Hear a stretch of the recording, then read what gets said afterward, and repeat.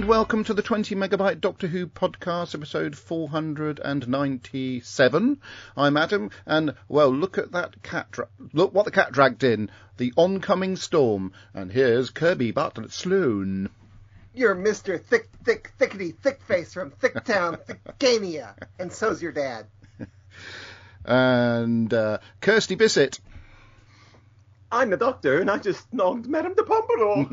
Yay! Right, poor old Ben. Ben Shoveler.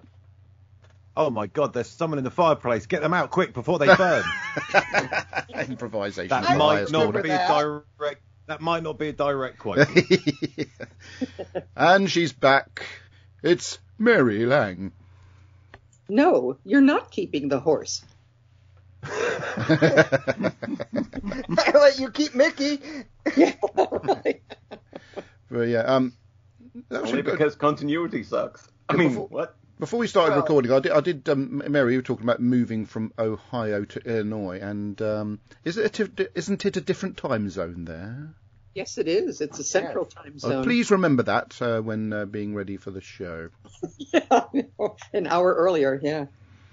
Right, and what did you think of the two episodes that you'd missed? Just briefly, of course. I'd be interested to see whether you liked them or not. Wait! You need wait! You need a sound effect.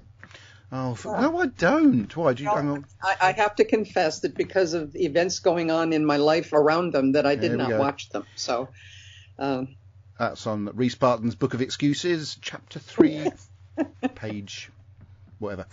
Yes, I know. I've seen that one written down somewhere. Rhys used to use that one actually. Word for word. Do they say H down there?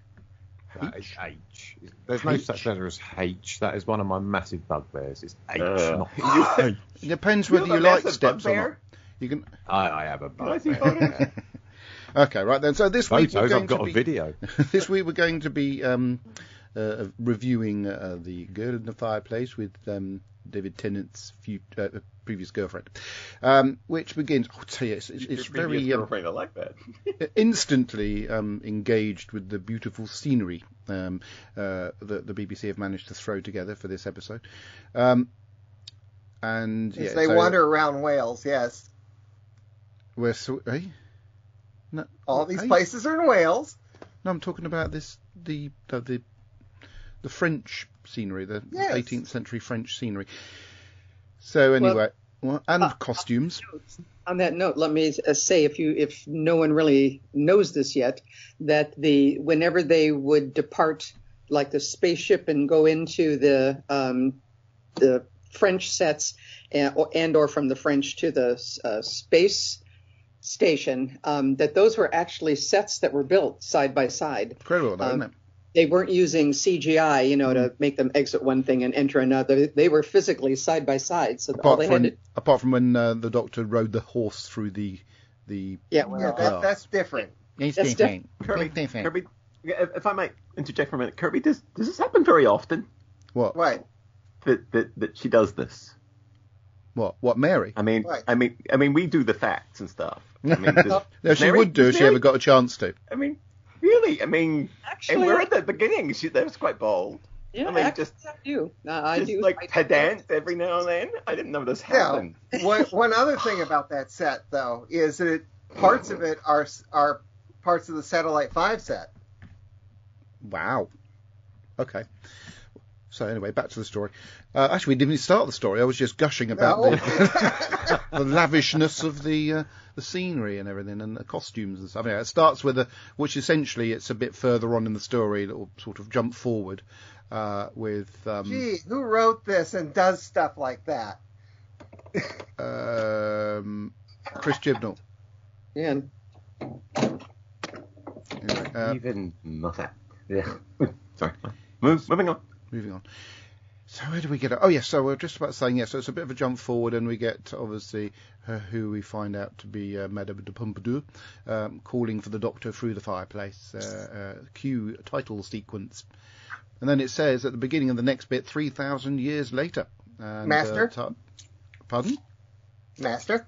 What? What could possibly warrant an interruption when all has happened is the title sequence has run and the words 3,000 years later has come up on the screen? I'm talking about the spaceship. Oh, go on then. It happens to be key-shaped for the clockwork connection. Oh, go on then. That deserves a... Oh, dear, I just buggered up my recording device doing that. Maybe I should have to put the bell a little bit further away. Oh, you know what? While we're paused, it's also called the Madame de Pompadour, which is also a link to the name story. Is it? Oh, jeez. Is it? Really? Is that the connection? Anyway, Laurie Nick says, runs in to say hello, you sexy peoples, obviously referring to me, because I'm the only one on screen at the moment. Sure. Oh, yeah, so... So, yeah, they arrive, and Mickey's all excited, because it's a real spaceship. Of course, surely he's just been in one to get there, but there you go. And he's quite amazed by how realistic the view is out of the window. While the Master? Yeah. Stephen Moffat wrote this not knowing how Mickey was going to get to become part of the crew.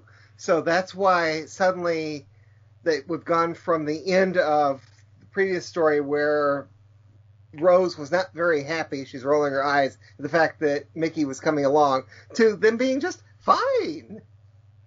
Oh, yes, but I suppose she'd have to get used to the idea eventually, and, you know, her to be, so she could show off about being used to all these things that she's seeing. She does a lot in this one. I think she likes it better that the fact that she's the know-it-all in this. Yes, exactly. She can stop being the dumb blonde for a little while. Anyway, the Doctor really enjoys poking around at the highly retro scenery and equipment, and then he notices a fireplace. And while the others are just poking around a few corners, he peers through it, starts talking to a little girl who's at the other side. And I just love the fact that it's framed really well, because you got Mickey just behind the Doctor over his shoulder looking over, and then Rosie's head sort of leans in from the side. Yes. Yeah. I like the scene where Rose looks out the window and there's nothing out there but space. Yes, well, that's understandable. So anyway, the Doctor has a conversation with this little French girl, and before you know it, he's in her bedroom, which is a bit, you know, it's suspicious. Why does the TARDIS not translate Monsieur? Why does it have to? Well, everyone's gone Just quiet. asking. I don't know. Oh. It's a science fiction fantasy. Thank you, Kirsty. Yeah. That's the sort of answer we like to have on this show. Anyway, What did Mary just say? I don't know. I said translate Madame either. True. No, but that's essentially a sort of a Englishy, Frenchy word, no, isn't it? That's it for me. I mean, What? the fact that they've cocked up so badly on that. I know. We should just quit Is it now. because it's Stephen Moffat? I think, yeah, an insult. it's Stephen Moffat Moffat for you. proved once again is his lack of integrity when it comes Not to a Doctor Doctor Who. Who fan, obviously. But you Clearly don't. not. And can I just say that RTD would have edited this script, so maybe RTD put it in. But RTD would have made it better. I nearly accidentally played a jingle, but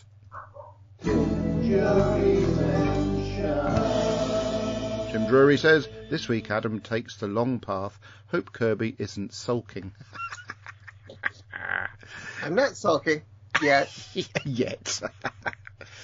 Anyway, so the Doctor's poking around a little girl's bedroom, and That's not the way to say that, Adam. well, that's what he's doing. He's in a little girl's bedroom, and he's looking around the curtains. He's poking at candles and having a conversation, but he really shouldn't be there. It's very inappropriate, however It he is. is very inappropriate. He is there, and he has a you say conversation it. with her, and then he goes and pokes underneath her bed. Not at all scary for a little girl to wonder that there might be a monster underneath her bed. Of course there is.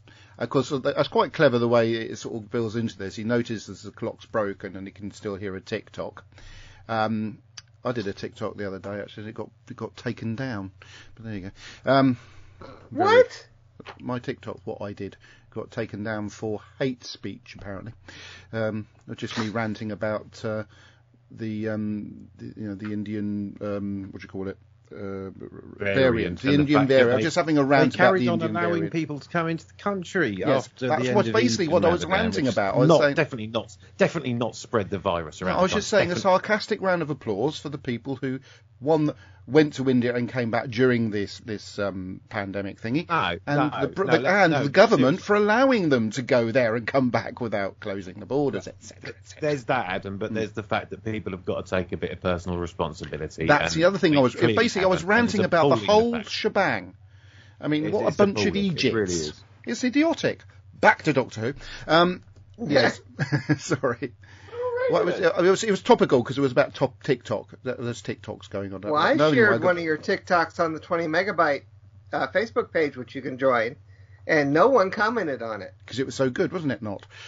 Anyway, not only does he summon a monster out from underneath this little girl's bed, he starts touching her face and everything. But he's the Doctor, he's allowed to, he's not human or anything. But obviously, it was probably said this last time, that the design of the whole story is brilliant. The design of these clockwork robot things is brilliant, and it's sinister and slightly creepy. I don't find it scary, but slightly creepy. The only thing Deb thought was scary is when they do these sort of little startling moments where they suddenly jump out and stuff like that. But it's a work of art, it's got to be said, the design on here. Anyway, the Doctor manages to escape. I'm assuming that when the Doctor Who experience was in existence, they had some clockwork droids on display. Yes, they did. Because they're wonderful looking. Patrick Bishop says, political TikTok. Well, it was a bit, but I was really grumpy about this whole thing. Anyway, so the Doctor... I did read that there was a fight over whether they should have faces or not. That Moffat was insisting that they should just have the see-through glass. But Davies said no, he didn't want them being, that frightening. He wanted them to have faces. So apparently he won. Clearly, and I think he was right, because I think at one point they were going to, instead of having faces, they were just going to be all wig, but they thought that looked silly, so they put the faces. Yeah. Anyway, he coaxes the robot through the fireplace, then freezes him with a fire extinguisher. Rose didn't realise it was a fire extinguisher until the Doctor said so. But have you noticed the way Rose holds this sort of huge thing? It was rather the same way she holds the gun later on in Series 3 when she makes her comeback. Yeah, very comfortable with it. Yeah. Anyway, the Doctor does the doctory thing, which is, oh, you're beautiful. Yeah, you're beautiful. Anyway, after gushing about how... David Bellamy's not in Doctor Who. Oh, beautiful, beautiful. There's rummaging around. It's geraniums are very nice this time. Neither's Bungle from Rainbow. Oh, shut up. Anyway, after gushing about the engineering of this robot, he quickly goes back to this little girl's room, and of course she's disappeared, and suddenly she's a full-grown woman. That's slightly that's just too seriously, Adam. What? No, don't ever do that again. What? Okay, I won't. It'll probably hurt my throat to do it anyway. And of course, she's bear in mind, she hurt your throat if you do that too much, be mate. Quiet. The authorities catch up with you. When, by the way, it was quite interesting the fact that she's only seen him for about 30 seconds previously. Well, maybe a couple of times, 30 seconds twice. And then she walks into this room many, many years later, as if it's not that long ago since she last saw him. And she's very familiar with him. Somebody she thought... It's a bit like the 11th Doctor. It's a lot like... It was a bit like the 11th Doctor when he sort of... I was going to say, this is a Moffat theme, Yeah, met Amy Pond. And also, this is where the 11th Doctor came from. The aspects of Blink, which I like, by the way, the timey-wiminess of that. But again, they're going back in time and whatever. But anyway, I'm just making a reference to it. She seemed a bit too familiar with somebody who she may eventually have thought was a figment of her imagination. But anyway, she, very familiar with him, and he feels a bit uncomfortable, I think. And then there's a scene, I do believe, where she just pounces on him and snogs him. I didn't like that. And especially when he obviously sort of got into it a little bit, because when he went back all sort of happy with himself, back to to see Rose and Mickey. He said, "I just snogged Madame de Pompadour," which I thought was a bit irritating, but never mind. It's in theme with the story. Yes. Obviously. And then there's that and the wink on the horse. That's not bad, Kirby. Kirby, I'm going to have to give you some sort of thing of an appropriate bit of a jingle here, because this is quite amazing in itself. 12 minutes and 10 seconds into the story before the first major interruption. This is a leaf being turned over. Yes, Kirby. Well, you already referenced that David Tennant was dating Sophia Miles for a while. Right. I'm sorry, what did you just say? Dating. I don't remember how to pronounce it. Sophia. Woo! Sophia. My goodness. Anyway, pardon? Of the highest order. It's a fact here. You can't just whatever a fact. 2 rules. Whatever a fact.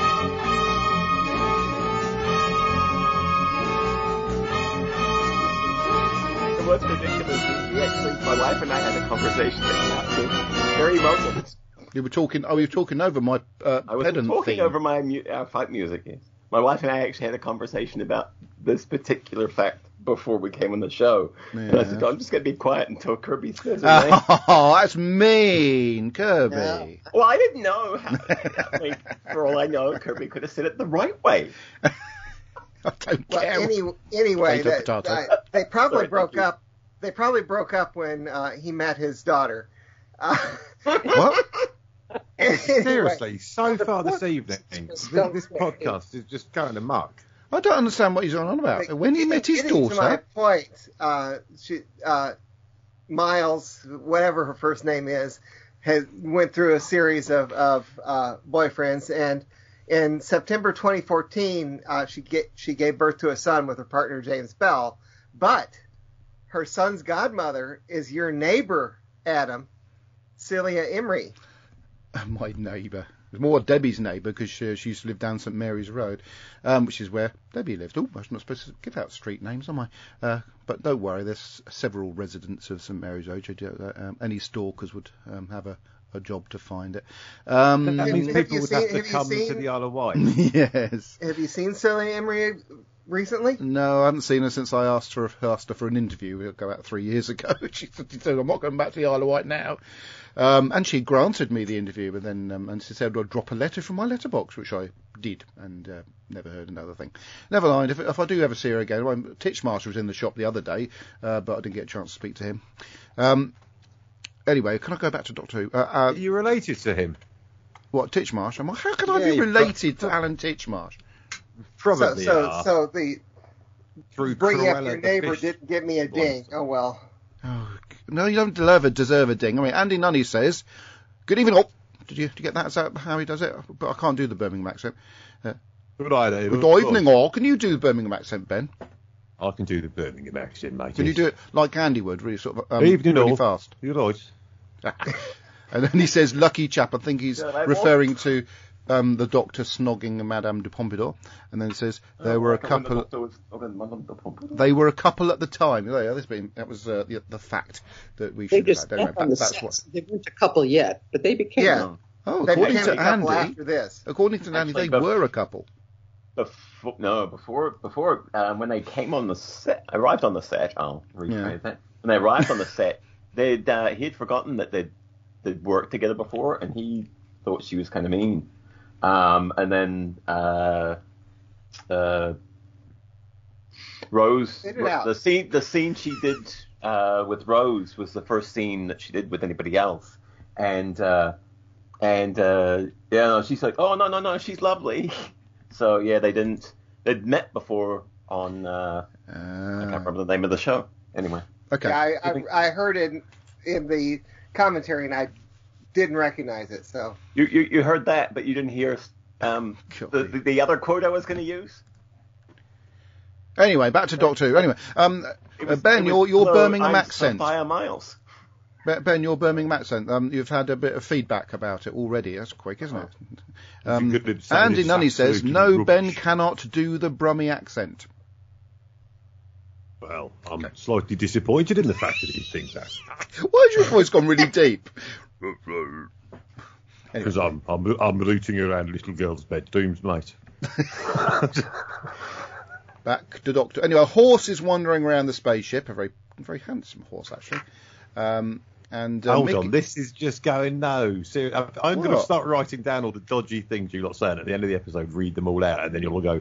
Ooh. Yeah. I'm just saying, a horse is wandering around the spaceship while Mickey was having a nap. Then he You noticed said it was a handsome horse. Yes, and very. How are you supposed to describe a good-looking horse then? I don't think any horses are good looking. I think they're horses. I don't fancy horses, Tatum. I don't. Be don't quiet. rate them. Anyway, One's nicer than the other. God, that red rum. What a looker. Much better than that sugar. Mickey notices that they're being watched by a real eye in a piece of metal. It's very steampunk, that, you know. And then both Rose and Mickey notice that human parts are being used to run parts of the spaceship. And of course, they also notice the funny smell that is emanating. I think by the time the funny cooking smell would have emanated, that all these moving and living human parts would have long since died. But there you go. Yeah, Fred was confused by that. Yeah, comment. let me say that the smell of burning human flesh is quite revolting, and I would never mistake it for roast beef. No, exactly. Or chicken. Anyway, so next scene is a beautiful scene of people wandering around this magnificent garden area. With Gwen. What? Yes. With Gwen from Merlin. Yes. Yes. I was just Bobby. about to say Gwendolyn, I think, was Merlin's girlfriend. Anyway, and the Doctor is superving from behind a pillar. While the two ladies are wandering through this particular scene gave me Tom's Midnight Garden vibes, because again when in Tom's Midnight Garden, don't know if you've seen it, heard it, or whatever. Tom every midnight goes to this garden that appears by magic and goes back in time and sees this girl called Harriet, and she gradually gets older every time he goes to see her, and it's a bit that's sort of basically it gave me the sort of that sort of vibe. I do love that Tom's Midnight Garden story. Unfortunately, the film, although very good, is not very cast particularly well. Just saying. Anyway, so he's perving over the Madame de Pompadour, who nearly notices him when she looks over his shoulder, and meanwhile, and then goes back. Hang on, can I just say the next bit? Goes back to the spaceship, and gets fed back some information about the human parts being used for the spaceship. Yes, Kirby. I was surprised that Kirsty didn't bring this particular thing up. I actually let Adam take a breath after he finished speaking. They wanted to put a door showing in the gardens going back into the spaceship. I believe it was the director was a little bit disappointed that he didn't have enough time or something to actually show the back and forthness between the spaceship and the gardens. Okay, well, thank you for that.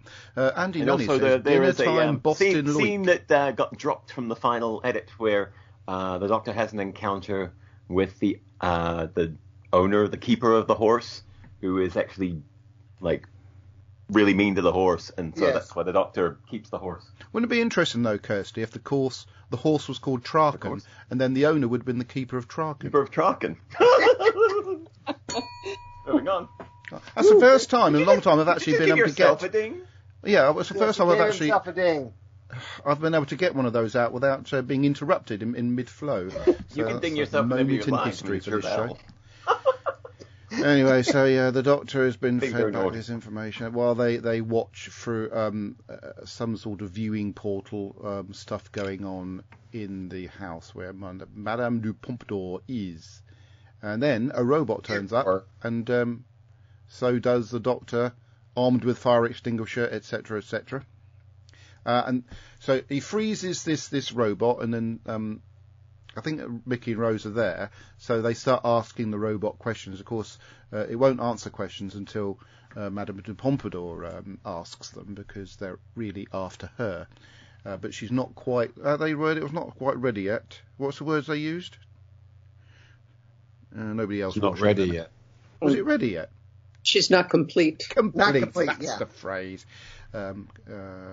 Ding. No. So anyway, then they do a Vulcan mind meld thingy, the Doctor and Madame de Pompadour, while Rose and Mickey go back to the spaceship and get sort of kidnapped by a load of these clockwork robots because they need some parts for their spaceship. Pardon? Master? Yes. Originally, actually, the mind meld is what was supposed to actually trigger the robots to come for her. All right. That's when her brain was complete because her mind merged with the Doctor's, and that's when it was going to be complete. But they felt that overcomplicated it. But that's what they were waiting for, was that occurrence. So that's quite interesting in itself, Kirsty, because obviously the runners of the show decided that it was overcomplicated, so they basically edited the overcomplicativeness of a Stephen Moffat script. So that's interesting. Isn't that interesting? It is interesting. See it's what almost happened as if he needs later. Help. Yeah, it's pretty complicated. Yeah, but you know what I mean. Ben, you might probably not be very aware of this, but there was a theory during the Moffat era that some of his scripts were a bit overcomplicated. I don't know if you ever come across that. No? Really? Because Well, I've always apparently. thought they were very self-explanatory and didn't take in a season and a half extra to kind No, of what like they get to actually the crux of the matter. What they actually took, and it's quite a clever thing for the BBC, was to watch the Doctor Who. What they call the little program they used to have on the Doctor Who special thingy. Confidential for Moffat to explain his complicativeness things. There you go. So anyway, they have this. Pardon? David Tennant said something about Moffat during his commentary, which I just laughed at. Mm. David Tennant said that Moffat is such a good writer, he always figures out a way to close his plot holes. Oh my So gosh. he admitted there were plot holes then. Yeah, Well, really. back in those days, there had only been, 2 Moffat stories? Yeah. This is the second one. I'm thinking about the stuff that Moffat put into canon that we still don't have answers for. Right, but Tennant has been in other Moffat written stories. Yeah. Yes. Well, Robert Vench Jr. says, "Hello all, looking forward to listening about this story." So come on, guys, let's do a good job for him. And then he says, happened again in Fear Her, apparently. This, whatever we were talking about. And so anyway, so he has the mind meld with Madame de Pompadour just for the sake of so he can hold her face for half an hour. And then they sort of tune into each other's minds, but I thought it was a bit dodgy because she, perhaps if she was that deep into the Doctor's mind, would actually not know him as the Doctor, but as his actual real name. But I She suppose, references it, sort of. What, the oncoming storm? No, she makes the reference that, your name is hidden, something like that. Oh, okay. Still calls him the Doctor.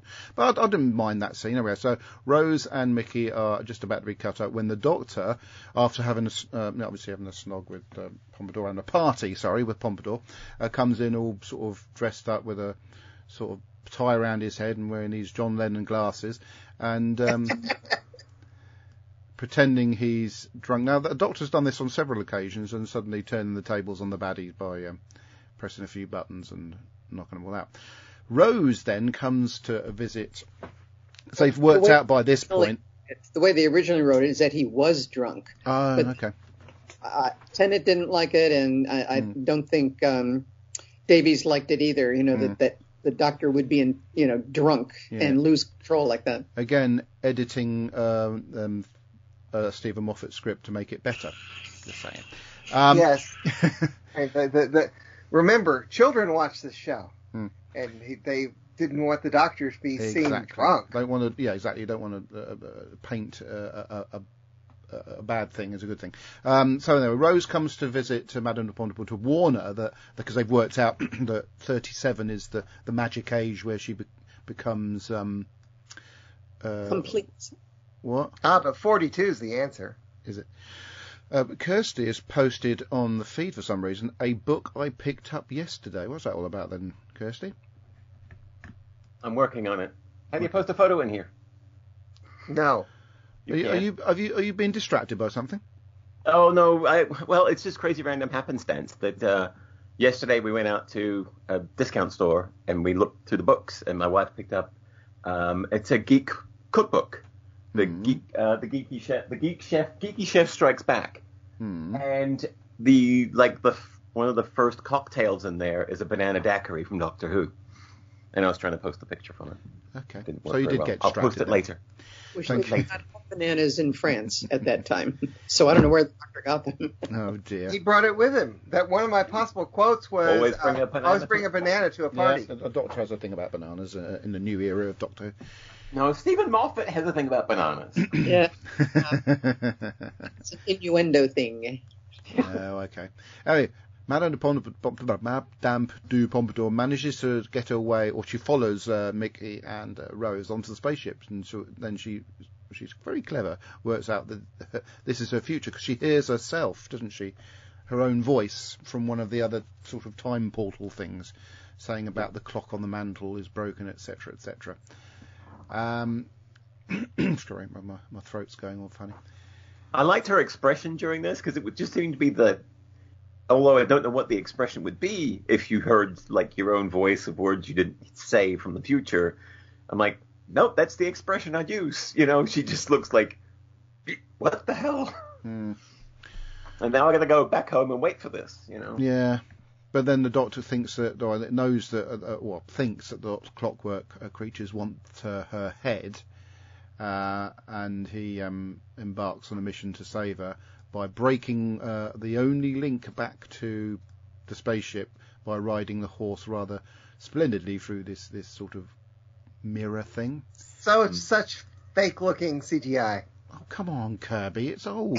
You worry about fake-looking CGI, and when we've reviewed all I'm the not worried about it. I'm 1970s, simply the stating facts. 1970s stuff, it's actually quite amazing-looking CGI when you look at things like Underworld and stuff like that. And after the wink, you forget about it. So, you know, Yeah, exactly. I love that wink. It's just, Yeah.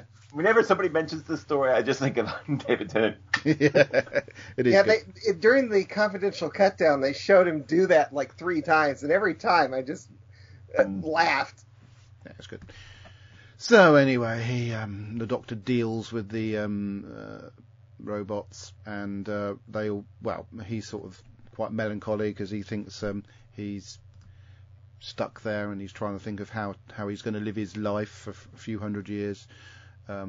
Stuck on Earth. Well, it should be a few thousand years, unless he manages to nick his own TARDIS or the Master's TARDIS eventually at a future adventure. Anyway, back to this one. Is Captain Jack buried? He's still buried, yeah, but he doesn't know it. He doesn't know that. Anyway, so he says he's going to name a star or something like that for Madame de Pompadour, and oh, hang on, the front door's just gone. Bear with. Just talk amongst yourselves for a bit. I always wonder, it's like, we never actually get evidence of that. Oh, name a star after her. Did you? You know, Maura Moffat leaving things on the floor. Like, just walks away. The Doctor doesn't name a star. It's just like empty words. Thanks, Stephen. Typical Stephen Moffat. I mean, what do you do? I mean, the man's just a maniac. He just can't tie up loose ends. I give all credit to Errol Flynn on this one. That and Errol Flynn's kind of good looking. Is he? Yeah. Saw him on some of the confidentials and stuff. He was a good looking man. Welsh, of course. Of course. I love the Welsh accent. I'm sorry, but I really do. I do too. I love the Welsh accent, and I love the Welsh names. We actually had that's where we got Callum's middle name is Reese. There you go. And a friend of mine complained. He said, I said, how do you spell it? I'm like, R-H-Y-S. And he goes, oh, I hate it when people try to modernize names. And I'm like, no. I'm like, that's the classic spelling, not the anglicized or Americanized spelling, R-E-E-C-E or whatever. Yeah. But I mean, I think we were pretty sure we weren't going to have a girl because the name that lingered for quite a while was Mefanwe, or the full Bronwyn Mefanwe. Because I like the idea of being able to tell my daughter off in that fashion. Bronwyn Mefanwe. We nearly called our daughter Chloe Bronwyn, Oh. but we didn't. Chloe Bronwyn. Well, actually, we did for the first 4 weeks of her life. In the fields. And I'm then back. after that, we decided to change it. So we did. I'm Oh. back. There you go. I have Just to talk about returned. last names. We have to put a name down in a birth certificate before we can even leave the hospital. So, Oh, really? We get That's interesting. 4 or 6 weeks here. Well, it's interesting you say that, Mary, about having to put something in a birth certificate before you leave hospital, because I've been watching some episodes of Long Lost Family in which babies got swapped about 30 years ago. But I don't want to dwell on that one. Just thought it's quite, because it's Long Lost Family USA. That's why I was bringing that particular point up. And I think, funny enough, the episode was set in Dayton. That's not taking the mickey. It was, in fact, set in Dayton. Can I come back? I'll just back to the story, because that was quite an interesting thing. On the 6th of this month, the post office delivered a parcel to here. Our address, wrong name on it. Next door knocked on the door because they had a little red card through the door saying that a parcel would be delivered to us, so that we handed it over to the next door neighbour. And then it turns out the actual parcel was for a bloke who lives at number 25 across the road. So it's all very, very interesting. It's not the post office's fault. Story that, mate. It's not the post office fault, because it was addressed to this house, but a different name. So the post office, or whoever sent it, made a right pig. But it's all right, because there's a big red reset button which we can hit at the end of the episode. Mm-hmm. yeah, well, we could not figure out what name to give my daughter when she was born, but they wouldn't let us leave the hospital until we decided on a name, because it had to go on the birth certificate before we could leave. Wow. Maybe that's to stop baby swapping. Perhaps, I don't know. Maybe. So where did we get up to? I was Is handsome, yeah. I just looked him up. Who's handsome? The horse? Eurus Lynn. Eurus Lynn. Right, where do we get up to with the comments coming through on the feed? We've got... Brandon Moore says, sorry I'm late. I got stuck in the wrong fireplace. I'm not winding you up. Lillian Robbins said, yes, Euros is good looking. Just keep them coming. It actually looks like euros is good looking. That's a currency they use in Europe, apparently, and in Ireland.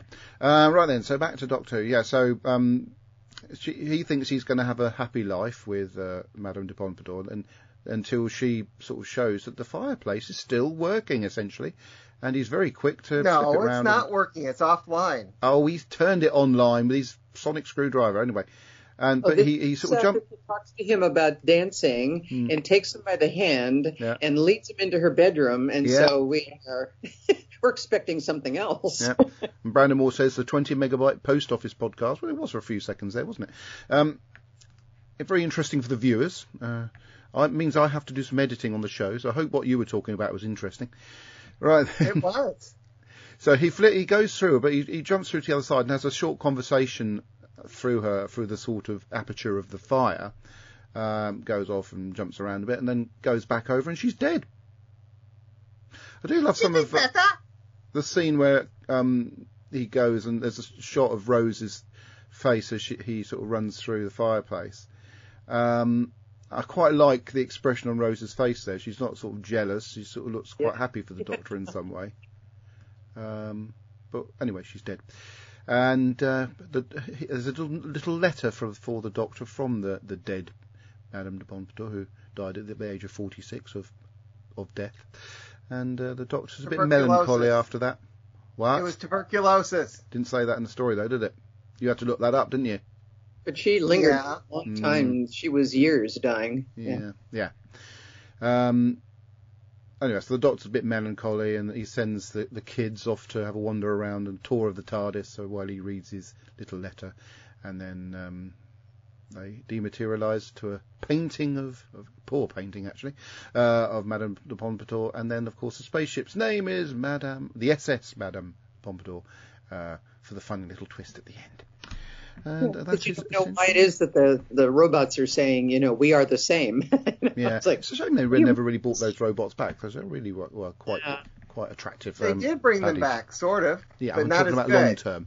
Right, so this we did refer to the shortcomings of Stephen Moffat. What? Stephen Moffat. Yeah, we refer to the shortcomings of the certain aspects of Stephen Moffat's scripts, which I think we can all agree the idea of these stories up to the point in which he took over were actually good ideas. They just needed a bit of reining in, which is what RTD must have done. Because this is lavish and it's a lovely little tale. I really quite enjoy this story, but I just wonder what it would have been like, if he'd been the showrunner. It probably wouldn't have been so good. It's not a massive cast in this, but it's a very, very good story. I don't know what more to say about it. It gives me a little warm feeling, not just because it's from a fireplace. It's very nice, and a slight departure from our previous, sort of Stephen Moffat tale that we had with the creepy, extremely creepy empty child Dr. Dances. So I quite like this. I'm sorry, I don't think any of you lot are going to agree with me. So let's find out. So Kirby, what did you think? The very first time I saw this, I did not like it at all. Right. The second time I saw it was the night before we had a podcast about it 9 years ago, and I discovered that I liked it very much. Right. It took a rewatch, and for some reason I had never bothered to do more than see it the very first time. Now, the geek daughter really, really liked this one, and so she knew we were coming up to talking about it 9 years ago. Yes. And she pointed me to things to look for, and I did quite a change in my attitude towards it. Okay. I really like this one. Good. There's a few things in there which I like, which are references back to Classic Who. We missed it. Since I have trouble watching these, since I've got Blu-rays and can't watch Blu-rays while we're talking on the podcast. Apparently, there's one room where the Doctor walks in and there's a harp, and it brings back some Five Doctors vibes. Yeah. And also, the Doctor was going to originally. He makes reference to Zeus plugs. Zeus plugs, yeah. Mm-hmm. Which this is the only time he ever mentions Zeus plugs in the modern Doctor Who. The Fourth Doctor was going to use them in the Hand of Fear, and he did use them to incapacitate Movellans in an audio. The Fourth Doctor. Okay. Is that it? Yeah, I liked it. You liked it. I really like this one. Ben, what did you think? It was all right. Yay! Yay! No, come on. It's your well thought out and succinct reviews. That's why I show up every day. Well, exactly. Yes, I agree with most things some people have said, and I disagree with other things that some people may have said or may not yet have said but will say in the future. As an episode, it was nice and watchable, wasn't it? It was very inoffensive, and I agree that the horse was, by God, very good looking. Attractive horse. Really. I found a picture of it, and let's just say I've saved it into a special file on my computer. And if only you called me Shergar earlier on the episode, and it does look a little. Oh no, was that desert something like that? Oh, and Shergar. No. It was very, very nice and easily watchable, isn't it? Very easily watchable and repeatable. Yes. Is that it? Thanks, Ben. It's all Kirsty. right. Yeah. It's really good. I really, really like this. It is an episode that you can kind of put on and just watch without having to know where the characters were before, because apparently it wasn't necessary when Stephen was writing it. Sorry.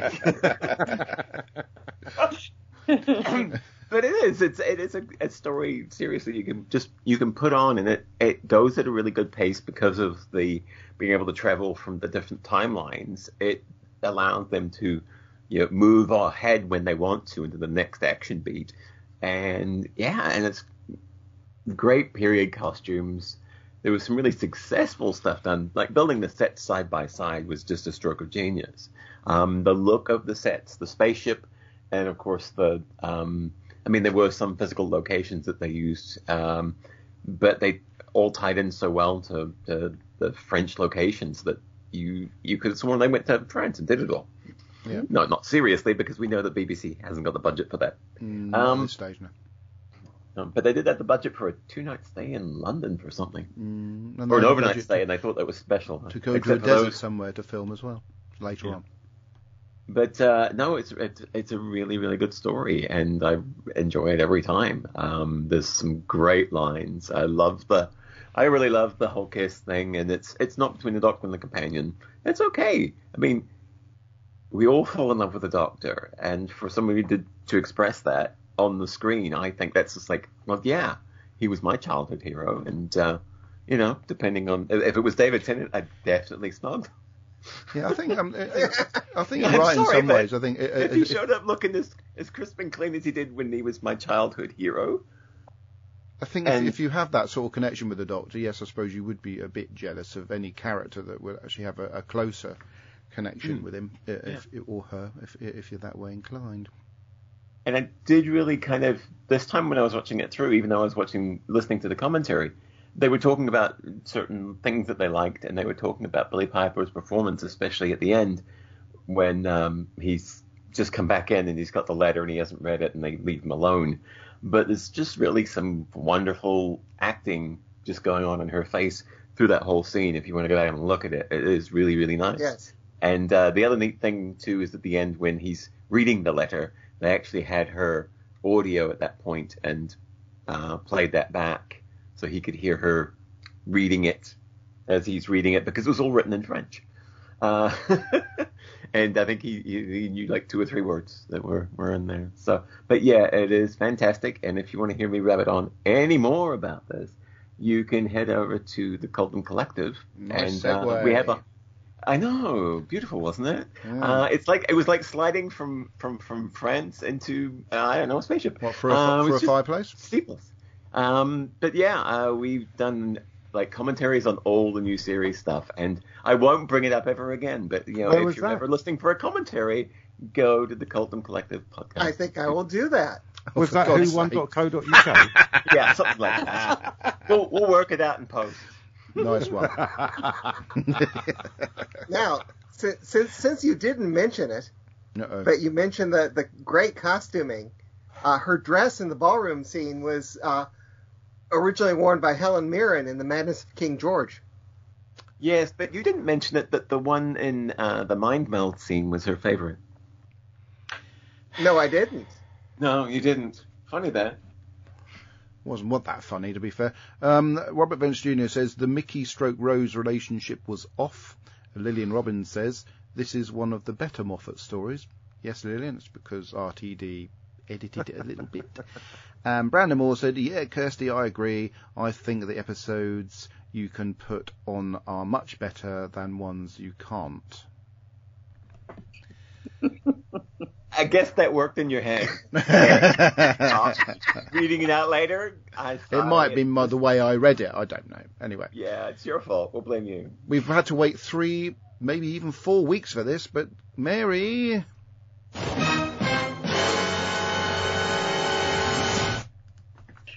Well, I have to agree that it was beautifully done. All the production values are top drawer. The music throughout, very coming. Every time that there's this sad scene, the music matched it perfectly. Yeah. And all, and yes, it did win a lot of awards. Didn't it get the Hugo and a couple of other awards? Probably. But I have to say, way the butt. No, she said, I have to say. She said, but I had to say.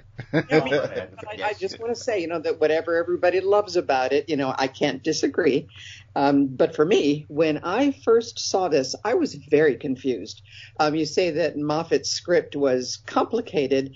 Well, yeah, it was. I didn't catch a lot when I saw it because I was so taken with, the beauty of it and the sound of it and all of that. But I was left at the end of it thinking, what? Where did those clockwork droids come from? And, what were they doing? And what is this about? Human parts in the ship? None of it made any sense to me. And I also wondered, why does he keep progressing forward through her life? If all these different windows into her life exist, why didn't he accidentally go into one when she's younger, as opposed to the constant forward progression? Yeah. Because that seemed kind of inevitable. But the thing that I take the biggest, problem, the biggest problem I have is now, and this I have to attribute a lot to Moffat, but somewhat to Davies, that the Doctor is turning so human. My love of Doctor Who is based on the fact that through all of classic Who, and even through the Eccleston era, he was alien. He was more alien than human. And I liked that because that kept him apart from the problems and the people and all that he dealt with. And isn't it true that even in the last episode, the school reunion, doesn't he say that he has to guard himself against, having relationships because it's so painful for him to outlive the people that he makes relationships with. But here he is falling in love, with Madame de Pompadour. And it's obvious that he is. And Rose, of course, is jealous. That's going to develop onward into their own relationship. And it's going to bleed into the Martha era when, he's so in love with Rose, that he can't pay any attention to Martha. So, it just really disturbs me to see him become so human by falling in love and being, taken all through this episode. They keep talking about, he and Madame de Pompadour keep talking about dancing.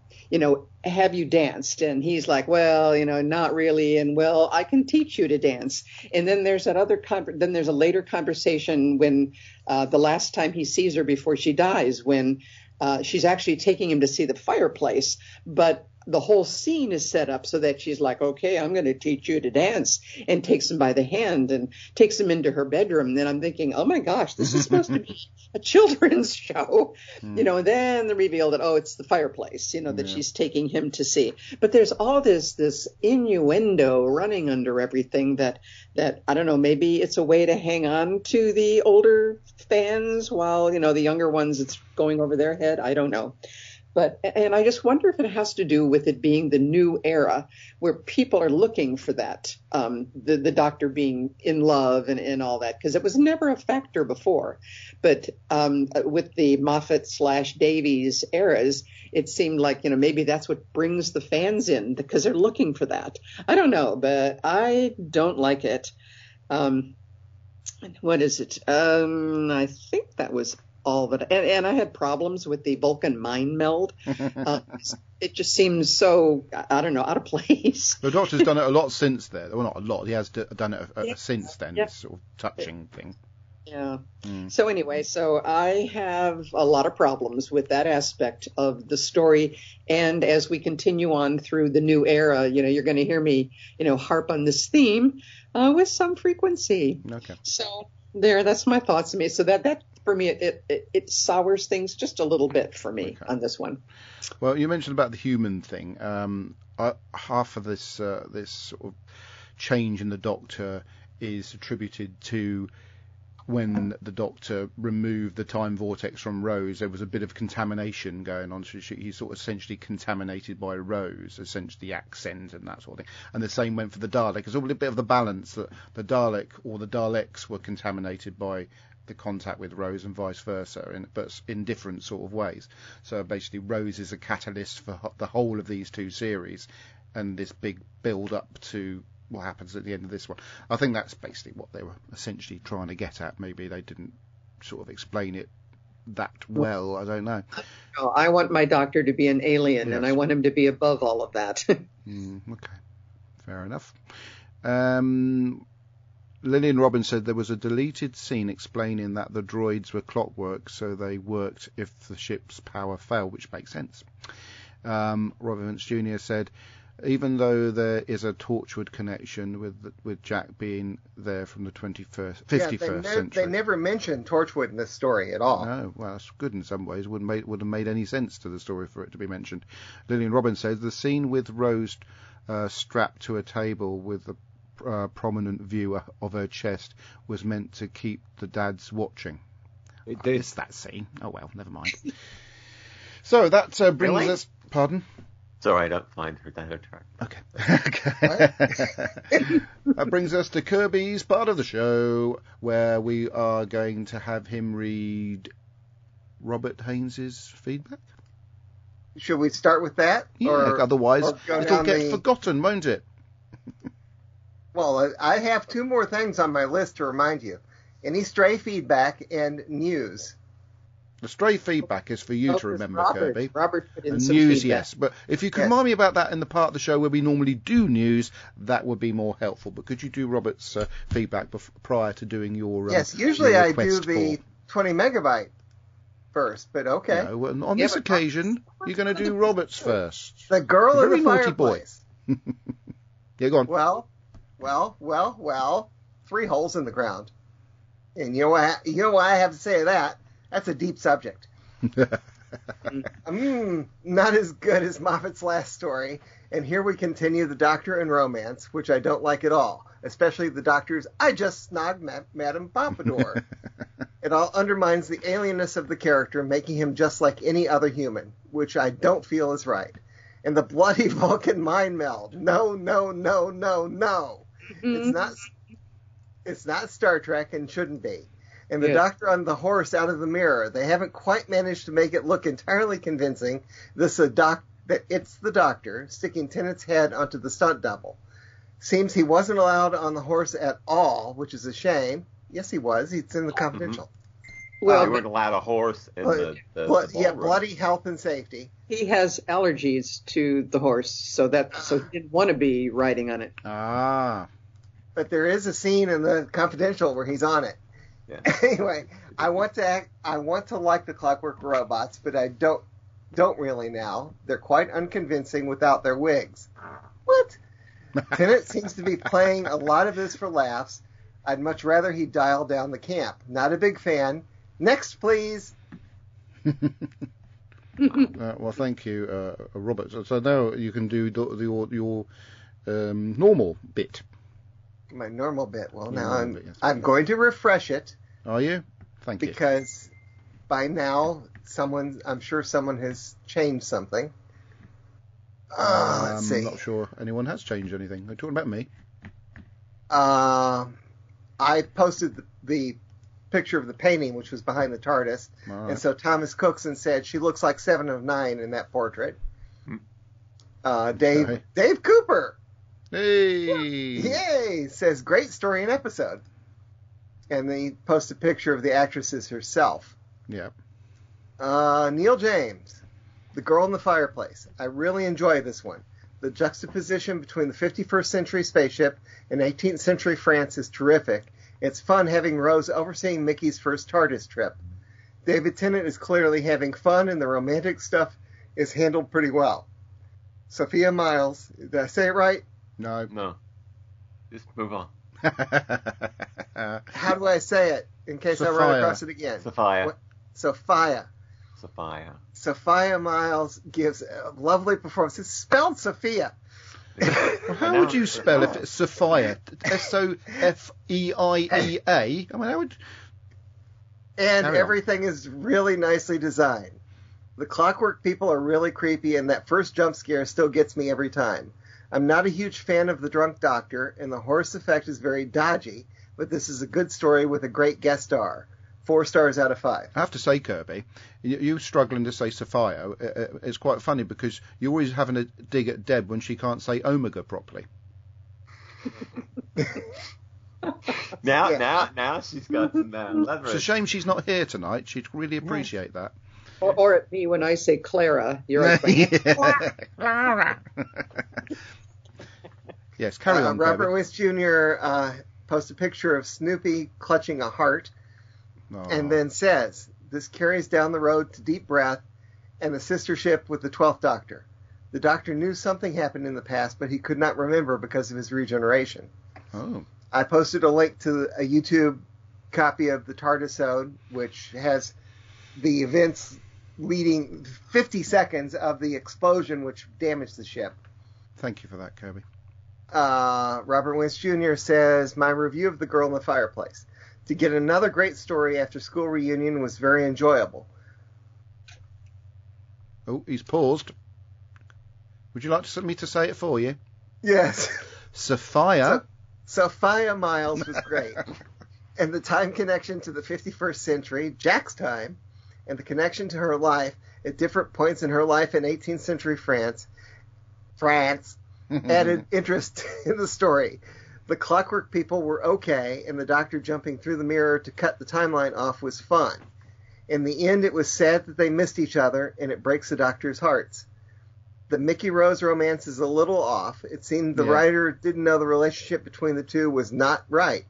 I think there's still a love, like a platonic love anyway, but as friends, so I didn't have a problem with that. In School Reunion, Mickey and Rose weren't on great terms. In the next two stories, it goes back to the way it was. My rating, 4 out of 5. I haven't got a problem with it. Skipping the script. Yeah. Apparently, there's reference to Ian Kirk getting his COVID shot. So Robert Wentz Jr. says, congratulations, I got mine last week. In Ohio, no masks except for public transportation and places that ask you to put on a mask until 2 weeks after fully vaccinated. Brandon Moore. I'd just like to interject here that I really miss Brandon's audios, but I appreciate him writing them, but I prefer the audio. Don't you prefer the audios? Yes. No, I just... You know who I miss? What? Jim the Fish. Oh, blimey, that goes back a bit. Nobody ever knew who Jim the Fish was, but yes, they were good. Anyway, carry on, Brandon. Do you know who Jim the Fish was? No, I don't. Do you know? No. Do you still have an email address? You might want to... No, I don't have an email address. Aww. Carry on. Brandon Moore. Nay. The Girl in the Fireplace by Stephen Moffat. This was the first story that scared me. I was 9 years old, and I was scared that there would be a monster under my bed. I've always had a problem with the ticking of clocks. This was scary. Wow. There is still much to appreciate about this episode as an adult. However, in fact, there are two things about Renette I appreciate in particular. Oh, dear. Sorry, I just lost my bell. That is how it should be pronounced, I think. Sophia. Miles. It's not difficult.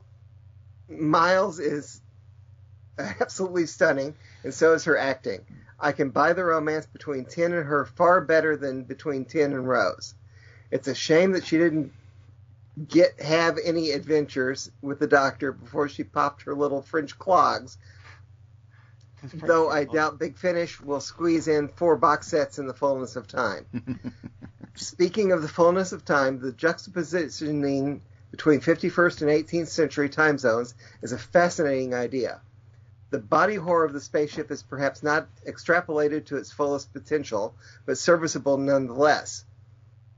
The mind-melding scene is fantastic and develops on themes Moffat had raised in The Empty Child about the Doctor being a lonely youth. Also, Sophia's, am I right? Yes. Breasts look like they're about to escape, so it's no wonder the Doctor lets his guard down. The Doctor bursting through... Oh, we were talking about bursting. Yeah, right.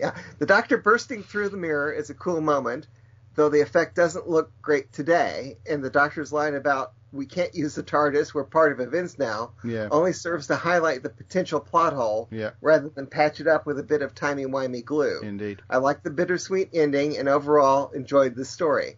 Next week, it's Revenge of the Cybus Man from Beyond the Grave. And then Kirsty posts a picture of the book that she mentioned. Yes. And is that it? I think that's it, yes. It's a sideways picture. How nice. I'll stop picking on her. It was so you'd go and buy the book. I made it difficult for you to read one of the recipes, but they actually have a website too. So you just go to geekychef.com and they've got some online recipes, and it's from all sorts of different things like Lord of the Rings, It's just stuff that's, like you can make a Ractigino. It's not from Star Trek, but it's inspired by the drink. So it's a lot of fun recipes that you can, And I'm not affiliated with them whatsoever unless they want to send me the rest of the books. That reminds me of this book that I just pulled off my shelf. You didn't need to slap it. We believed you had a book. Dating back to, it says, copyright 1984, the Doctor Who pattern book. I could tell by the way you slapped it. It was from 84. Do-it-yourself Doctor Who, a galactic collection to knit and sew, which is really interesting. It's all Fifth Doctor store. What? The advisors will be with you as soon as possible.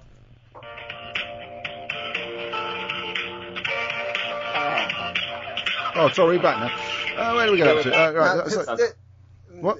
Kirsty. Oh, God. It says the book is called The Geeky Chef Strikes Back. Does that mean it's a sequel? Yes. I said that earlier. You were not listening. I was probably looking up some minor detail that I needed to. No, I found it at a discount store for about $3 or $4. But I would recommend I think the master is not happy with us. I just like getting this music. Auntie Butcher also says that's it. What's it? I'm assuming the book. Ah, marvellous. Was it a that's it or a that's it? Right, where do we go to? Brandon Moore said, I can do audio again next week. I work some weekends, so can't always find the time. Any time for doing feedback for this show is highly welcome, but obviously we prefer audio, but if you can do writing stuff as well. Either way, it's brilliant. Just saying, so don't go away or anything. I wish I'd not mentioned it now. Mary, help, you've got some feedback to read out. Yes, I do. From Terry Miles. Okay, it says, once again, having to send in feedback early due to being on the road Sunday evening. Listened to the podcast Monday on Facebook. Please stop muting yourself, Kirby. It's confusing. Love the way Mickey. I don't know how to act when you're like that. Love the way Mickey is happy to be on his first spaceship. It's in a right mess, though. The Doctor has on his brainy specs. Love the look he gives Renette when he says, how you've grown up. He's at it again. Kissing, he's the worst than Captain Kirk, I'm sorry. Captain Work. Is that the work for you, Mary? Just love the look on Rose's face when she sees the Doctor's reaction to Renette. How come they only found the windows, in quotes, to Renette's life in order and not all over her timeline? Yeah, that's my question too, Terry. Indeed. The Doctor can mind meld and finds that Renette has a very strong mind. Like the comment, you're not keeping the horse, you keep Mickey. You never know when you're going to need your doctor. I'm not winding you up. Dying at 43 in the 1700s was a good age. Mm. If they hadn't parked so close to the wall, they might have looked behind the TARDIS and found out what the spaceship was called. That's true. Yes. Next up, Jackie's back with Pete and Mickey meets Ricky. Stay safe and well. Linda and Terry Miles. Thank you, Mary. That was very articulate of you. Which leads me on to hoping that this is loud enough, but I have prepared myself in the case that it's not. Good morning, 20 megabytes. Andrew here. Hopefully it sounds okay. I've got the volume pumped up all the way on the microphone, so hopefully it should be all right.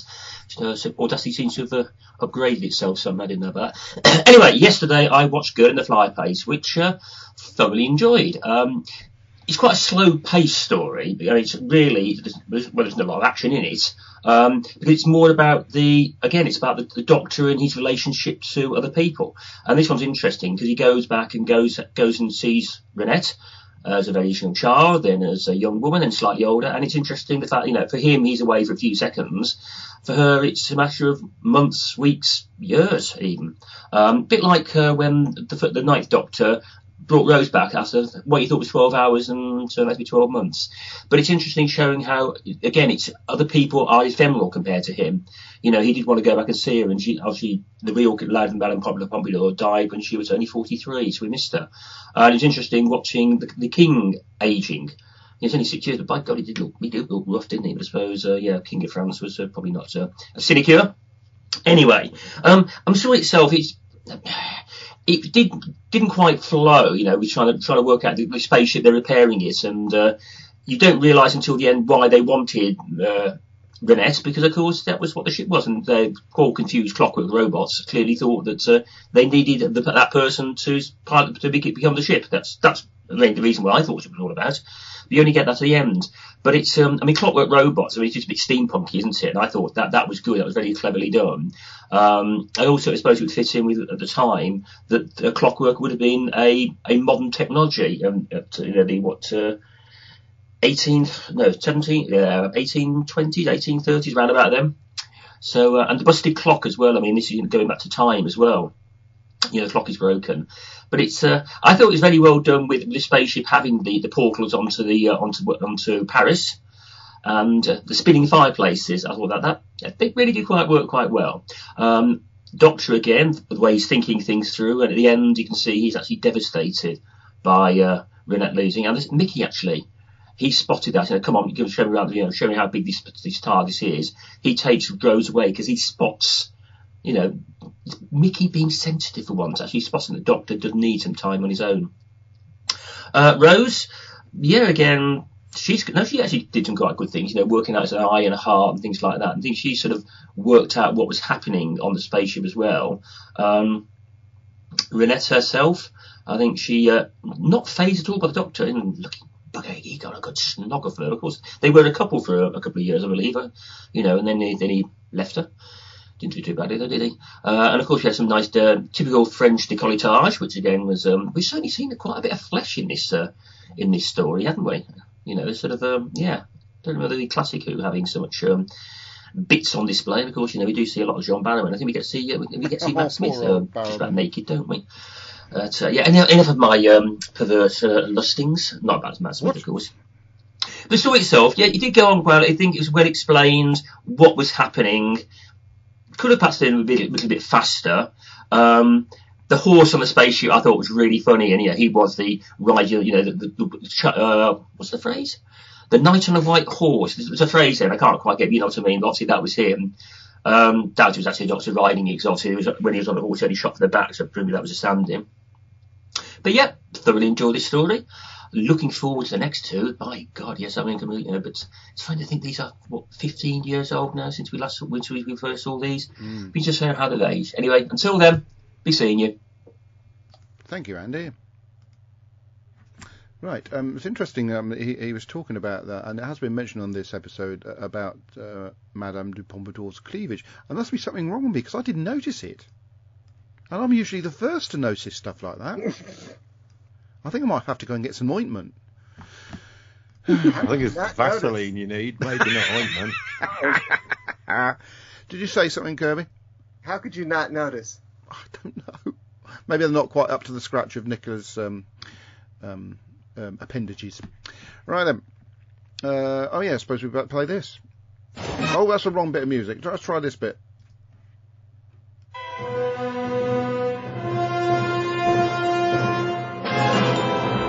Hello, 20 Megabyte Pub. Oh dear. Hello, 20 Megabyte Podcast. This is Ian Kirk. Thank you, Ian. The Girl in the Fireplace by Stephen Moffat. They used the Satellite 5 set again. The original script had an out-of-order meeting between the Doctor and Madame Pompadour because it's Stephen Moffat. This is the only story this year to have no Torchwood reference. Stephen Moffat and Russell T Davies could not shoehorn one in. Qu'est-ce que c'est, Torchwood? Don't you worry your pretty head about that, madame. I've not rewatched the story. It was good, though. It was sad, her dying at the end. The horse and mirror effects were a bit sad, too. I just got my second vaccine today. Congratulations. Bye for now. Yes, thank you, Ian. Which leads us to the final part of the podcast's traditional feedback section, to be audated, no, that's not the right word, dictated by Ben Shoveler. Right, I've only read this through once, and it didn't go well there. It's more than Mary normally gets. we'll give it a go, but thanks to the counsellor for his big words. Wow, you got to read it through before you read it? It's more time than I think I've ever forgotten. It's a professional thing. No, I'm saying I normally get it like a few seconds before Master says, could you read this? No, I insist. It's in my contract. Before you start, Ben, Brandon Moore says, Andy, stop turning your knob. Is this the innuendo podcast all of a sudden? That's never happened before. Yes, carry on. I'm not sure if it means he's turning his knob or he's turning his knob. I'm not sure. Has it gone French all of a sudden? I know that's oui. Anyway, let's get on with this one. Mask of the Man Dragging Her, Clockwork Edition, or Spare Parts, Clockwork Edition. Dear 20 megabytes, the girl in the fireplace is, of course, a closely studied metaphor of traditional local government bureaucracy executed in error and taken too far to an unintended end. The clockwork droids are taking action to resolve the problem that their ship has sustained very significant damage.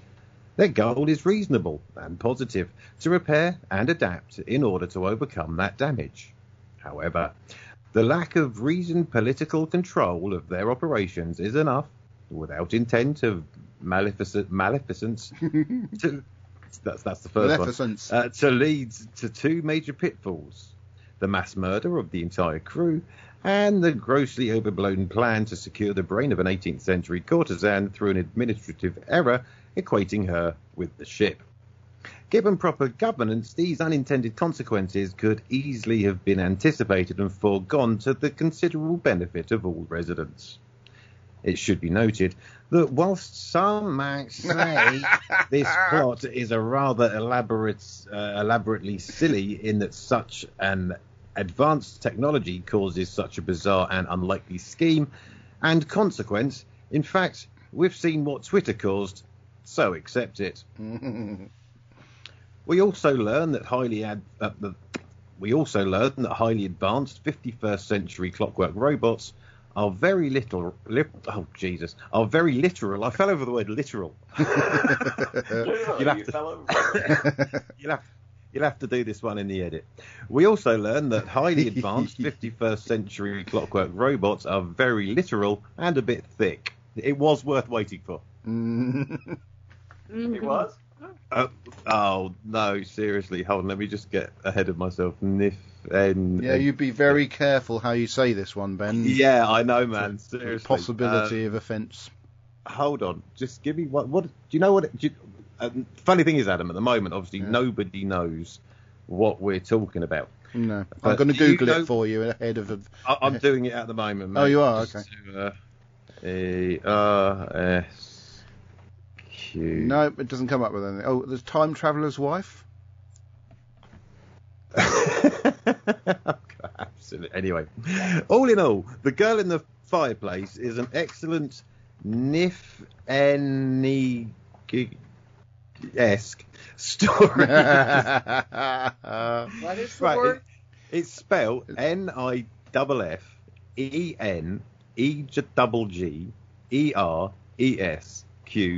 So it's Niffeneggeresque. Explain it. Niffeneggeresque. On the live feed. Hey? I've just tried to Google it, but I've probably spelled it. It's a woman called Audrey Niffenegger. It's an American writer. Well, maybe that's where. Well, if there's a lady called that, then it's Niffenegger. So right. So who's she wrote the Time Traveller's Wife novel. So that's what he's referencing. Oh, right. Okay. So I see what he's getting at then. It's nothing that only counsellors understand. It's like everyday language for the normal people. Okay. I wasn't sure. Okay. So what's her name? Niffeneggeresque. Her name is Niffenegger, but the word is Niffeneggeresque. And take two. All in all, The Girl in the Fireplace is an excellent Niffeneggeresque story with a complex... See? Professional. Ex-professional. The story with a complex time structure seldom seen even in Doctor Who. It is striking that despite the pronounced romanticisation of the Doctor and Rose's relationship, We not only find Mickey joining the travellers, but we here are presented with a romantic cul-de-sac for the Doctor. The narrative and dialogue are stylish, imaginative, and fun, taking such full advantage of the fact that the tale allows for an 18th century horse to randomly find itself on a spaceship, proves we are in the hands of a master of storytelling. What? That's funny because I thought he was being sarcastic, isn't he? I think it was written by Stephen Moffat, which that would mean. Hold on. David Tennant is, as always, at the centre of a beautiful performance and ubiquitous emotion, usually limited to brief standout moments through most of the history of the show. The rest of the cast are excellent and yet again excel in direct proportion to the amount of interaction they have with the Doctor. This is hugely entertaining and top-notch quality, taking the show places seldom, if ever, seen, but still feeling entirely like Doctor Who in every atom of both of its hearts, its blue box and its sonic device. This story is perhaps one episode too short, as who would not want to see Renette get at least one trip in the TARDIS before her untimely demise? Next up, Doctor Who and the disregarded spare parts. Alternate edition, or the trigger of the Cybermen. Those are my thoughts. Councillor and world leader Alan T. Butcher. Do you know, he's got a point there in regards to maybe one trip in the TARDIS for Renette, because I think it probably would have been a better twist if River Song had actually been the Doctor and Renette's child rather than the rather less explicable Amy and Rory, because how the hell did she become a time person anyway? Just saying. But yes, thank you, Alan. That whole River Song thing, if we were getting into it, made absolute complete sense. Yeah, total sense. Well done, Stephen Moffat. Well written. That wasn't confusing at all. No, absolutely not. No, I liked River Song, but I didn't. They explained her existence as a time person away with the Artron energy that she may have absorbed while being conceived in the TARDIS. Possibly. I don't know. Yeah. I think it's somebody who had thought, I know, and then couldn't work his way out of a hole. Lillian Robbins says, my phone battery died. What did I miss? You missed the best podcast we have ever done. So and don't worry, it's a podcast so you can listen to the show on Tuesday. Right then, there we go. Oh, yes, that's it then. Feedback has been achieved, which leads me on to the next bit I'm going to do, because it was forgotten last week, wasn't it, Kirby? Doctor Who News. What do you mean, oops? The news. The news. Is that who1.co.uk? No, it's the news. Oh, it's not yet. Okay, sorry. I've God, been practicing. I don't believe it. There was no I haven't said it yet, therefore it's not official. I'm sorry. We've got to wait for you. I'm just making sure. Master. I don't know anything's come out. What's the date on that piece? It says the 20th. Well, there's not been any blimmin' news after all that moaning and grumbling. It's exactly the same news we did 2 weeks ago. So we'll skip that. Never mind, eh? Which moves us on to the next bit of the show, which is so there was sponsors. No point in. But wait. What? Wait. If we missed the news last week, isn't this new news? No. It's the same. Would it be same news? The title of the headline is Frank Cox, 1940 to 2021, which we talked about the last time we did the news 2 episodes ago. Yeah, so I mean, they have nothing in May. That one goes back to April. Yeah. So nothing's happening, although there's been a bit I have some Doctor Who news. Oh, God. But don't you owe God me, sir? An audio story featuring Jean Barrowmont as Captain Jacques Harkness. His character from Doctor Who and spin-off Torchwood has been pulled from release. Yeah, why haven't they got that on DoctorWhoNews.net? Because that is Doctor Who News. It follows allegations that in the past the actor repeatedly exposed himself. It's a well-known fact. TV. He doesn't deny it. He has previously apologised for his behaviour. He doesn't have to apologise. Basically, I'm still talking. I'm just saying. Go on. You get funny when people interrupt you. No one ever interrupts you, Adam.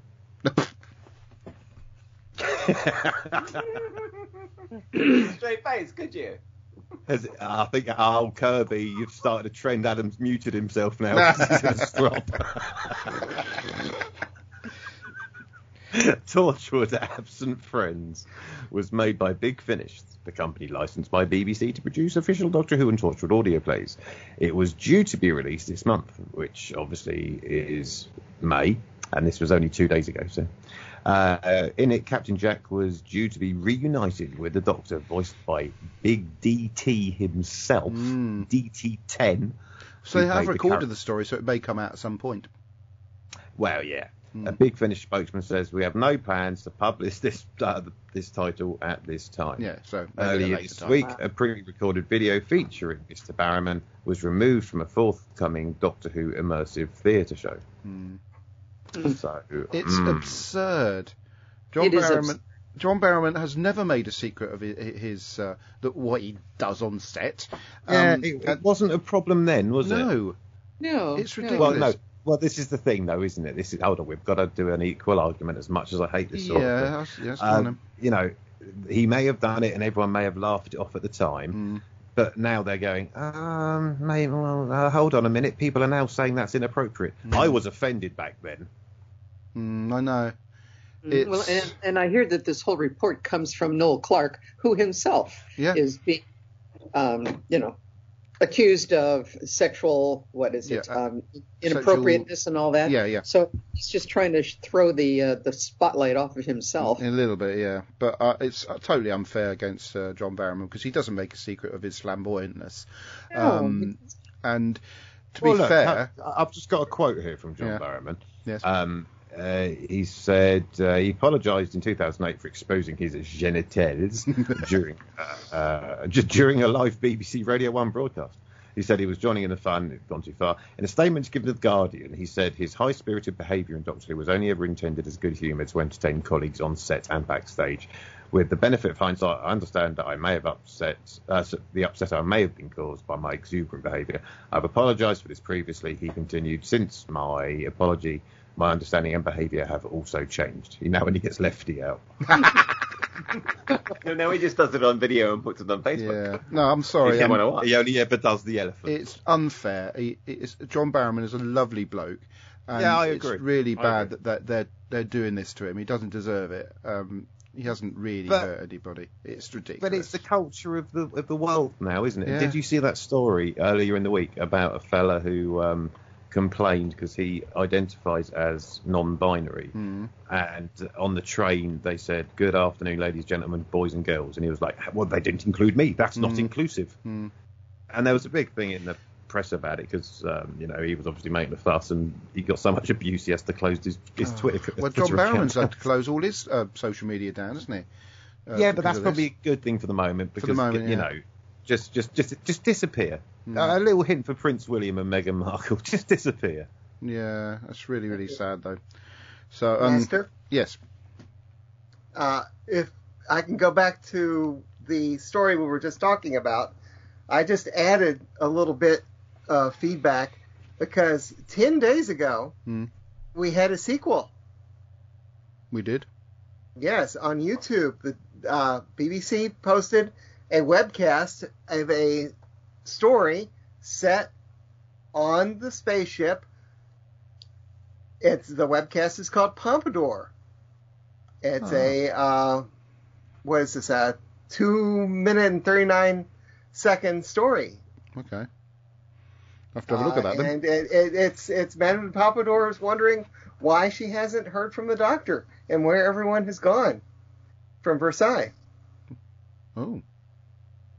So this was part of their Doctor Who lockdown stuff. Yeah. Oh, good. I haven't seen that. Well, thanks for posting that, Kirby. I will say on the subject of John Barrowman, there was also talk about the stuff he's filmed for the new series of Doctor Who maybe possibly being axed. I hope not, but we'll see what happens with that one.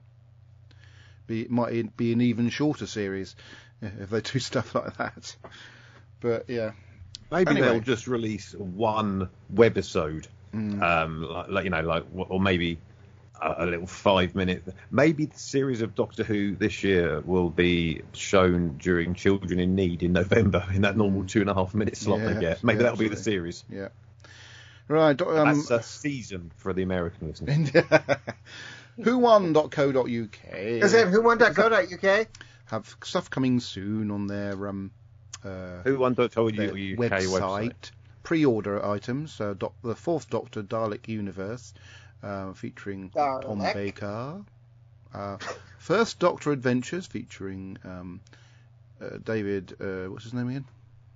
David Bradley, who's going to Wales Comic Con, or he's supposed to be, if it happens. He's supposed to be at Wales Comic Con, and hopefully get the opportunity of meeting him. So fingers crossed there. Lease of Life is a Torchwood story featuring Bern Gorman. Is it Gorman?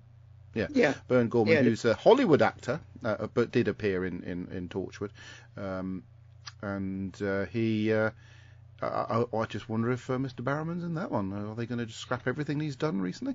Isn't saying Hollywood actor in the way you said it there, saying it's kind of like sounds to me in the same way that you say I'm related to them. As in everyone is. I haven't discovered any relation yet, Ben, but I'll let you know if it happens. Have you not found anyone new yet? I'm really disappointed. What? Anyone new? That you're related to? No, the reason being because you're related to everybody. Yes, probably. Yes. But as I said to you guys, yes, we may be related to everybody. It's the finding the link, finding how you're related is the interesting bit. It's a bit boring to say, no, I'm related to him. Yeah, he's my cousin. But it's knowing how that happened, where the starting point of that relationship is, what person started that sort of. Are you related part to of the tree? By someone via Bradley the Goat Whisperer? Probably, I don't know. But it's interesting when famous people turn up in your family research. Anyway, back to this. I was just everybody. Shut up! I'm just saying. When you're doing the research and the famous person, it's interesting. When you actually see them, then you work out how that person's related to you. And maybe it may only be interesting to me, but I'm pretty sure there are thousands, nay millions of people on ancestry.co.uk or ancestry.com, depending what part of the world you're in, that feel exactly the same way as me. I just wish that someone else in my family thought the place, apart from my mum. But there you go. Could that also be ancestry.oz and ancestry. No, I don't think there's anybody in Australia interested in family history, because they all know they originated from a prison somewhere in Newcastle. Yes. Got deported. Yeah, so even Kylie Minogue. Yes, even Kylie Minogue. The Jason Donovan. Yeah, well, that was an Irish prison. Stephen Dennis. Remember, Stephen Dennis. Craig McLachlan. You're telling me they're all from a prison? They're Irish prisons. Craig McLachlan and the other one you said. Anyway, was that Whowon, wasn't I? Oh yeah, so yeah, Bern Gorman was. Whowon.co.uk. Not Harold Bishop. Tell me not Harold Lone Bishop. Centurion, which is a story about Rory the Centurion, Orton, I would presume, played by somebody I've met, funny enough, but not necessarily related to, and that is someone that Mary met as well, with the yellow bobble hat, which is Arthur Darvill. Ruby's Curse. It's by Alex Kingston. Yes, she's written a book. And the Third Doctor Adventures 7. Who voices the Third Doctor in that? I can't quite see on that. Somebody does. It's Tim. Oh golly, what's his last name? That's a long name. Tim O'Golly. Is that like a Russian name? Must be Irish. Tim Bill or Tim Tabot or something like that. Okay. And Doctor Who magazine 564 is available right now if you wish to get it delivered to your door, whatever part of the world you're in. Whowon.co.uk. IWHeroes.co.uk. Now I'm glad I can easily talk about my favourite shop, because we've recently spent an amount of money we perhaps shouldn't have done recently, because some new Umbrella Academy figures have become available. And Rob, who owns IWHeroes.co.uk, every time I walk in the shop with Isabella, and I've now learned it's probably not a good idea to take her in there, he takes her over into the corner, shows her an Umbrella Academy bit of merchandise, and I'm forced to buy it because it's nearly her birthday and we need stuff to give to her on her birthday. So yes, I think I might have to stop taking her in there. But so some new figures have been purchased, specifically for her. But so if you like the Umbrella Academy and you like the characters such as Klaus and who is the other one we got? Basically the cast. It's good. Anyway, so that stuff. Sell her. Pardon? Well, if she's getting too expensive, just sell her. Trouble is, Ben, she's a really good girl, and I feel that. In that case, you'll fetch a really good price. What? Because she's a good girl. Well, Yeah. you're saying that you don't. Good teenagers are very difficult to find. I think you're probably right. No, yeah, but what I'm saying is, if you're moaning that Isabella's always expensive, I wasn't moaning about Isabella. I was moaning about Rob actually exploiting her love for the Umbrella Academy to the cost of a certain amount of money that what I had to spend. But if you sounded to me like you were moaning that Isabella cost you too much, and I'm just saying you could always put her on eBay. But yes, if you like the Umbrella Academy, that's a good source. If you live in Great Britain, you can get these items shipped to your home. And if you don't live in Great Britain, it's just fun to browse what products they have. Right, Lavazzi.co.uk have a page on their website dedicated to fan fiction. It's all incorporated in their blog page. So if you register for their newsletter and join their blog and stuff like that, you get to see lots and lots of Doctor Who related stuff. Like, for instance, there's a little post here that says the 8th Doctor Annual is on its way. And not only do they have a particular penchant with Doctor Who, they also sell some of the best cosplay items available on the internet, especially if you want to cosplay as the 4th Doctor, which a couple of people like to do from time to time. And I've just gone on their Doctor Who merchandise page. You can get the Doctor Who Collection Series Seasons 4 Blu-ray set, but Kirsty already has that one. Doctor Who Web of Fear Blu-ray, Kirsty. That's coming soon, by the way, 2021. What's happened to 2021. Kirsty? Where is Kirsty? She gone to sleep? No. Oh dear, we've done an Andy Nunny on her. No, I'm right here. Oh, you are there. Sorry. We were just talking about the Blu-rays available at Lavazzi. Yes. Have you got the Web of Fear? From Lavazzi, I'm in. Have you got the Web of Fear one? No. Okay. Doctor Who, the Ice Warriors vinyl. That would be interesting to you, would it, Kirsty? Vinyls. Well, I don't have a record player anymore. Doctor Who, the Collection Season 12 Blu-ray set. Available on the 31st of May, so that's not far off, is it? And Doctor Who, the Collection Season 19 Blu-ray set, available from the same day. You can also I've got some Doctor Who news that you've missed. Hang on, I'll come back to that in a minute. Come back to me in a minute when you're done. Doctor Who Series 8 Blu-ray Steelbook now available with the 12th Doctor with haircut. And Doctor Who Time Lord Victorious Echoes of Extinction vinyl and digital download from Big Finish available now. So you can click on all these links and buy all these products from our lovely friends, Melinda, at Lavazzi. They really are upping their game a bit there. What? I said yay. Oh, I like Lavazzi. Oh, I thought we might. Ben, you have some Doctor Who news for us. Yeah, I've got two bits here, actually. Oh, yes. The first one is entitled All, that's in capital letters, All the Doctors Join the Immersive West End Show Time Fracture. Mm. So we haven't talked about this too much, is there? There's this interactive immersive Doctor Who event going on. What, the Time Lord Victorious thing? Is it called that? I can't remember. It's called All the Doctors will feature in one storyline for the first time ever, which is kind of why I think it shouldn't be skipped over, with pre-recorded cameos, voiceovers and secret encounters in the immersive adventure Doctor Who Time Fracture, which opens on the 26th of May. Ooh. Supporting a cast of 42 live actors across 17 different worlds from Doctor Who, the Doctors are joining Time Fracture. And then it's got a link where you can buy tickets. Immersive Everywhere, is that what you just said? No. Immersive Everywhere today announces more pre-recorded cameos, including Tom Baker, Peter Davison, Colin Baker, Sylvester McCoy, Joe Martin, and current Doctor some bloke called Jodie Whittaker. With voice actors taking on fan favourites, the 9th, 10th, 11th, 12th Doctor, as well as video and audio involvement from Gemma Redgrave, and John Coleshaw as the Brigadier.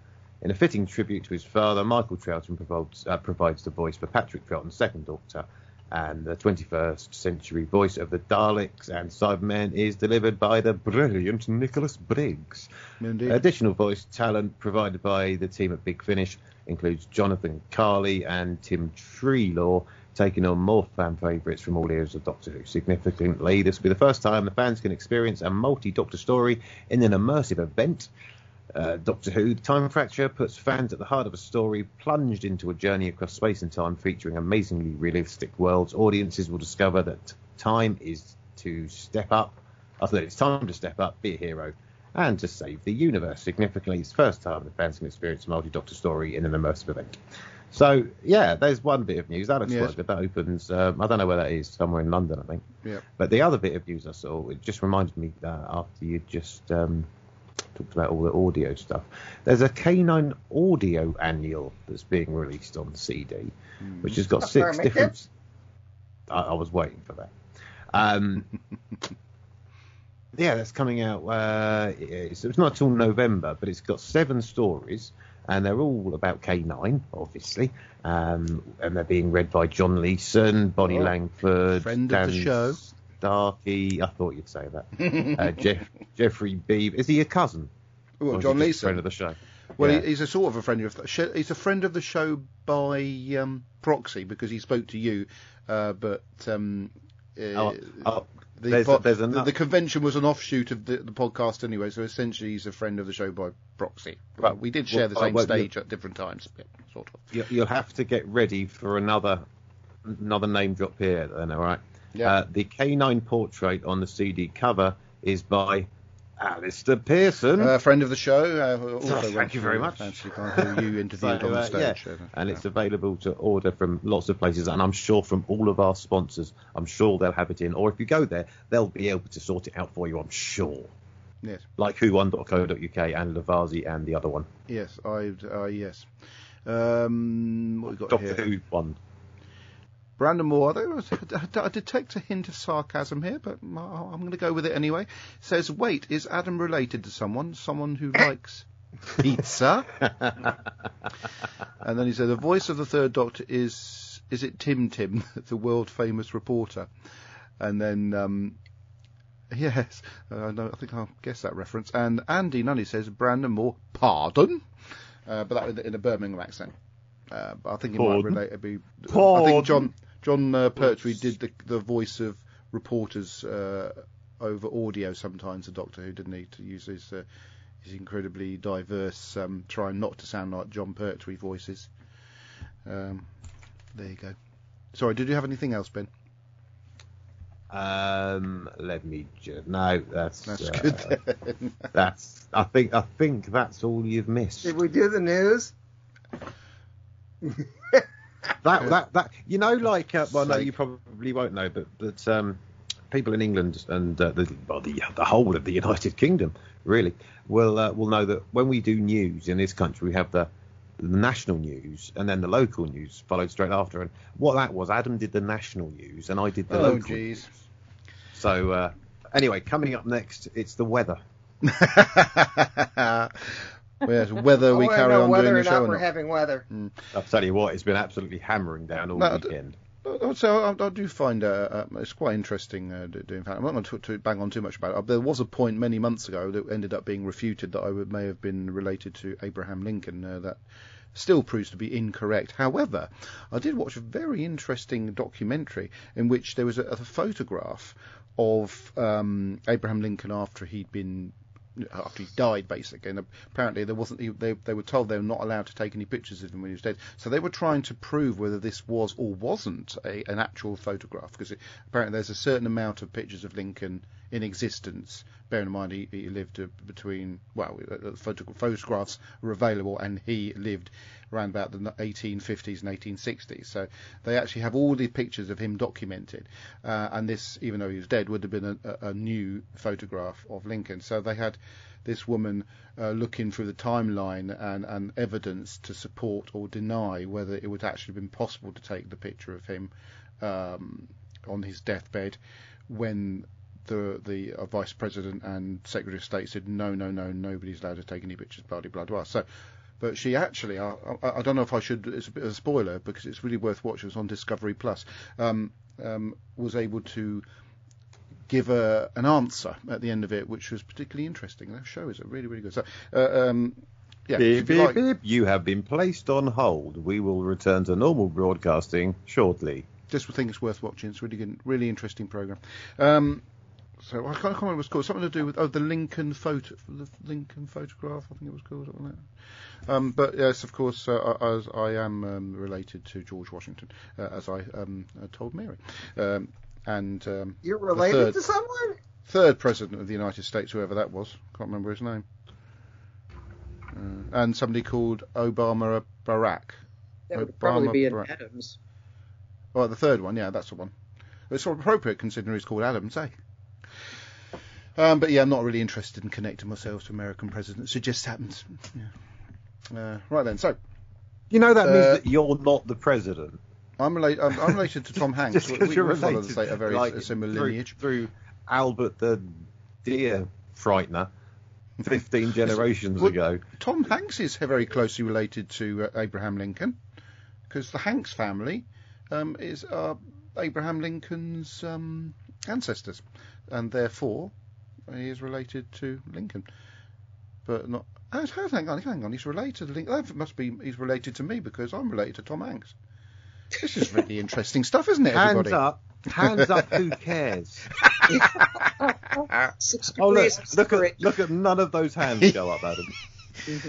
Next time we're going to be talking about a two-part story. Yay. Do you know, before we go, can I just say that I've been doing a bit of family research and I've found out that my granddad is related to me. Well done, Ben. Yeah, thank you very much. Well, I found out initially that my granddad wasn't related to anybody else in the family. And then, actually, it went a bit further than that, because it turns out that my granddad's granddad, is also related to me. Fantastic. Right, so... and... God, I'll let you finish it off. I can't remember what the story was we're doing next week. I know it's the one with the Cybermen, but I can't remember what it's called. Age of Steel or something like that, isn't it? Yeah, I think it's Age of Steel. Or is it the Age of Steel? Rise of Cybermen, Age of Steel. Yeah, there you go.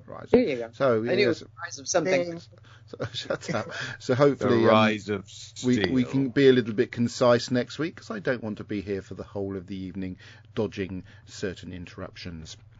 But yeah, that's something to look forward to next week, is it not? Yes. Absolutely. Yes, absolutely. That can be an extremely long podcast. I've just said that hopefully we can be, or say we, I mean you, can be a bit concise next week, so we can't... I was concise this week, and I didn't. You were very good this week, Kirby. I didn't even mute myself. Why would anyone want to be concise? That sounds not concise as in to the point. Oh, God. You know it's not going to happen, Adam. Don't build up something. Well, it nearly did this week. Here's a derailing point. If you haven't seen The Mitchells versus the Machines, watch it. Oh, I saw it last night. I liked it. It's just brilliant. It's just lovely. Yes. Did you watch Trainspotting? No. I must get around to watching that film. Disappointed. I will. I meant to ask you that 2 weeks ago. Slipped my mind. Right, I'm going to go and watch Murder on CCTV, and if I can get through the rest of the evening with my mind intact. I got Trainspotting. Oh, Jesus Christ. You're not going to go back through the CCTV cameras outside your work, are you, Adam? Could well be at this stage. Anyway, so until next time, thank you for listening, watching, taking part in the show. Please continue to provide us with feedback, especially audio, because it's an audio presentation. Goodbye! Goodbye, a horse just crashed through a mirror. Sophia Miles.